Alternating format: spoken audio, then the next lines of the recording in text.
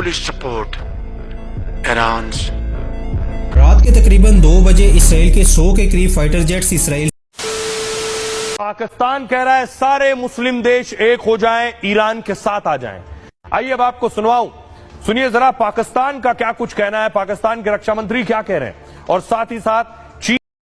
तो भाइयों यहाँ पर रुक जाएं, जो इसराइल की हिमायत करता है वो इस वीडियो से दूर हो जाएं और जो ईरान की हिमायत करता है वो इस चैनल को सब्सक्राइब करेगा और कमेंट में डन लिखेगा। एम्बेसडर क्या कह रहे हैं? इजराइल के साथ जहां जहां भी इस्लामी दुनिया में ताल्लुकात हैं उनको मुनक़ता होना चाहिए। बच्चों के कातिल, ख्वातीन के कातिल, फलस्तीन की तबाही के जिम्मेदार, उनके हाथ खून में, मुसलमानों के खून में रंगे हुए हैं, फलस्तीनियों के खून में रंगे हुए हैं। उस हाथ को झटक देना चाहिए, उस हाथ के साथ हाथ नहीं मिलाना चाहिए। अल्लाह के फजल से पाकिस्तान एक अपने ट्रेडिशनल स्टैंड पे रोजे अव्वल से खड़ा है, मजबूती से खड़ा है कि हमने इजराइल की स्टेट को ना रिकॉग्नाइज किया, ना उसके साथ ताल्लुकात बनाए। मुकम्मल यकजहती का इजहार हम करते हैं अपने ईरानी भाइयों के साथ। बस एक लम्हे के लिए तस्वर करें ऐसी चिंगारी जिसने पूरे मशरकी वस्त को आग लगा दी। कहानी शुरू हुई खतरे के एक खौफनाक अंदाज से। इसराइल का दावा था कि ईरान न्यूक्लियर बम बनाने के बहुत करीब है। बेंजामिन नेतन्याहू ने कहा ईरान का एटमी प्रोग्राम इसराइल के लिए बराह रास्त खतरा बन चुका है। इसी बुनियाद पर इसराइल ने एक बड़ा फैसला किया, हमला करना। ये हमला हुआ 13 जून 2025 को, जिसका नाम रखा गया ऑपरेशन राइजिंग लाइन। इसराइल ने ईरान के अहम शहरों में मौजूद न्यूक्लियर तनसीबात को निशाना बनाया। इन हमलों में ईरान के न्यूक्लियर साइंसदान डॉक्टर कमाल हैदर भी मारे गए। यही वो हमला था जब ईरान का सब्र खत्म हो गया। आखिरकार ईरान ने भी इसराइल पर जवाबी हमला किया, जिसका नाम ऑपरेशन सेवर पनिशमेंट रखा। ईरान ने इसराइल में दर्जनों मिसाइल, ड्रोन और रॉकेट भेजे, जिन्होंने इसराइल में तबाहियां मचा दी। अब दोनों मुल्क एक दूसरे को मुकम्मल जंग की धमकियां दे रहे हैं। दुनिया खौफजदा है। अगर तनाजा फैला तो इस दुनिया में कुछ भी नहीं बचेगा। आपको एक बड़ी न्यूज देते चले, ईरान का हमसाया मुल्क पाकिस्तान, जो कि ईरान की सपोर्ट के लिए इसराइल के खिलाफ ईरान में अपने जंगी तैयारे भी भेज रहा है। इन्फॉर्मेशन वर्ल्ड नक्शों के जरिए लोगों को हैरान करता है। अगली अपडेट के लिए सब्सक्राइब करें। शुक्रिया। इब्राहिम तड़ावरे ने रात 10 बजे इसराइल पर हमला कर दिया। इब्राहिम तड़ावरे ने कहा, ईरान हमारा मुसलमान भाई है, हम ईरान के साथ खड़े हैं। इब्राहिम तड़ावरे ने रात 10 बजे 50 से जायद फाइटर जेट और 120 क्रूज मिसाइल से हमला किया। उससे इसराइली वजीर-आज़म बहुत परेशान हो गया। अब क्या बनेगा? इब्राहिम तड़ावरे ने कहा कि अब अगर ईरान पर मजीद हमला किया तो मैं ईरान के साथ मिलकर इसराइल को फतह कर लूंगा। हम इसराइल को रेत के सहरा में बदल देंगे। उसके बाद इब्राहिम तड़ावरे ने 50,000 फौज का दस्ता ईरान की तरफ रवाना कर दिया। इब्राहिम तड़ावरे ने कहा, ये फौज मैं इसलिए भेज रहा हूँ कि ये ईरान की हिफाजत करे, और दूसरा हमारा मकसद ये है कि ईरान जो जौहरी प्रोग्राम बना रहा है, ईरान के सुप्रीम लीडर ने मेरे से यह वादा किया था कि हम ईटम बम बनाने के बाद अफ्रीका को भी एक ईटम बम तहफा में देंगे। इब्राहिम तड़ावरे ने कहा कि अफ्रीका और ईरान मिलकर अब सुपर पावर बन जाएंगे और इसराइल को बताएंगे कि उसने बहुत बड़ी गलती की है। उसने कहा कि हम पाकिस्तान को भी पेशकश करते हैं कि हमारे साथ मिल जाएं और दुनिया पर हम हुकूमत करें। पाकिस्तान की हुकूमत ने कहा, हम ईरान के साथ हैं। अमेरिका ने जो ईरान के ऊपर हमला किया है वो बहुत गलत किया है, हम उसकी मज़ामत करते हैं। अगर पाकिस्तान, ईरान और अफ्रीका मिलकर इस्लामी ब्लॉक और इस्लामी फौज बनाते हैं तो ये फौज दुनिया की ताकतवर तरीन फौज होगी।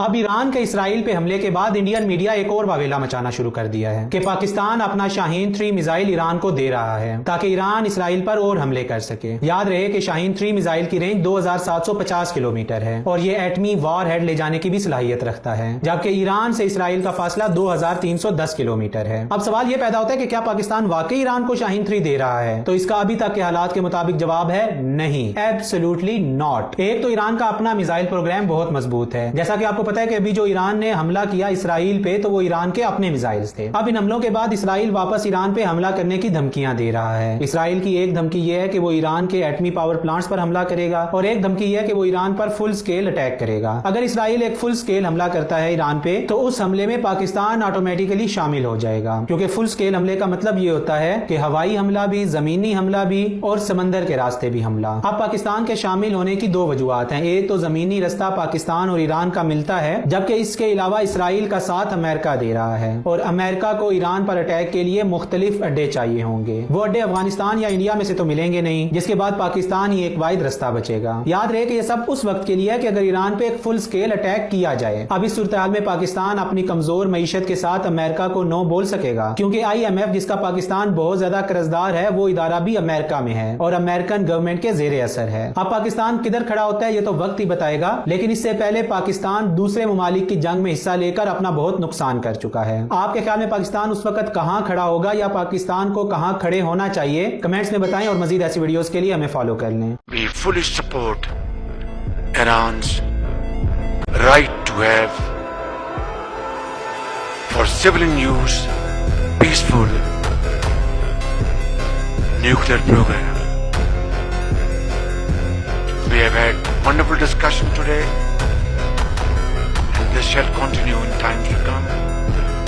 And I want to assure you that I'll work very closely with you. Thank you.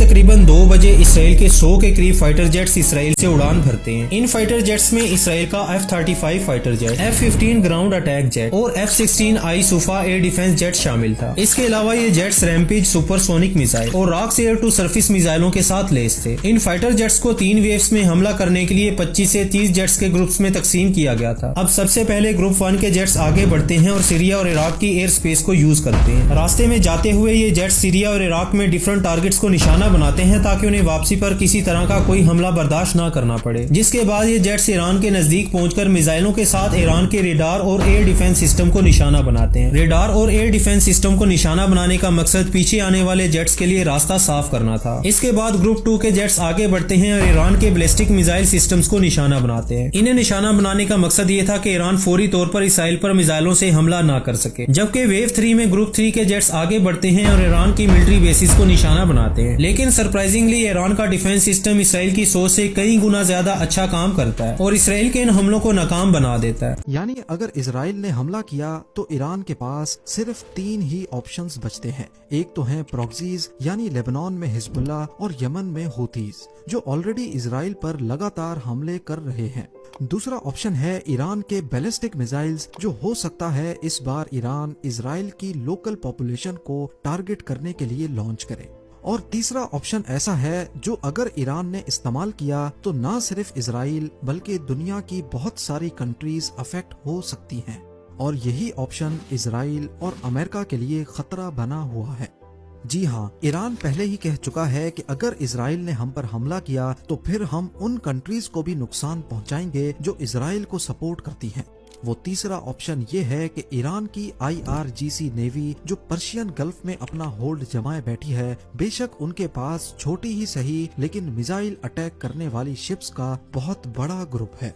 ये शिप्स डायरेक्टली अमेरिका के सपोर्टर्स बहरीन या सऊदी अरब पर हमला नहीं कर सकती, क्योंकि अमेरिका ने इस खतरे को नजर में रखते हुए पहले से ही बहरीन में अपनी नेवी की 5th फ्लीट वॉरशिप रखी हुई है। लेकिन ईरान की शिप्स स्ट्रेट ऑफ हॉर्मुज पर आसानी से माइंस डिप्लॉय कर सकती हैं, और यही खतरा इसराइल और अमेरिका को खाए जा रहा है। स्ट्रेट ऑफ हॉर्मुज को ब्लॉक करने से पूरा पर्शियन गल्फ ब्लॉक हो जाएगा, जहां से दुनिया की 20% ऑयल सप्लाई गुजरती है। अगर ऐसा हो गया तो ईरान के साथ जंग शुरू करने का नुकसान पूरी दुनिया को उठाना पड़ सकता है। ईरान के साथ जंग शुरू करने का एक और खतरा भी है। मान लें कि अगर इजराइल, अमेरिका और उसके अलाइज ने चारों तरफ से ईरान पर हमला कर दिया और उसकी रिटेलिएट करने की सारी पॉसिबिलिटीज को रद्द कर दिया, तो फिर शुरू होगी खुल्लम खुल्ला जंग, और फिर ये जंग आम जंगों से काफी बड़े पैमाने पर होगी। अब इसमें रशिया को भी कूदना पड़ेगा और चाइना को भी, क्योंकि ये दोनों कंट्रीज ईरान की स्ट्रेटेजिक पार्टनर्स हैं। रशिया की बात की जाए तो सीरिया में ईरान और रशिया दोनों एक दूसरे को सपोर्ट करते हैं। हो सकता है अमेरिका के खिलाफ डायरेक्टली रशिया जंग ना लड़े, लेकिन ये ईरान को वेपन्स फराहम कर सकता है। पॉलिटिकल और डिप्लोमेटिक लेवल पे भी ईरान को सपोर्ट करेगा। इसी तरह चाइना भी ईरान का स्ट्रेटेजिक पार्टनर है, लेकिन डायरेक्टली मिलिट्री सपोर्ट चाइना भी नहीं देगा। हाँ, ये जरूर है कि चाइना ईरान को सपोर्ट करने के लिए उससे ऑयल खरीद सकता है, यूनाइटेड नेशंस में ईरान को सपोर्ट कर सकता है और यूएसए पर प्रेशर भी डाल सकता है। नॉर्थ कोरिया भी ईरान का इनडायरेक्ट अलाई है, जो छुपकर ईरान को वेपन्स में सपोर्ट कर सकता है। तो अब हमारा मेन सवाल कि क्या इस कंडीशन में वर्ल्ड वॉर 3 स्टार्ट होने के चांसेस हैं या नहीं।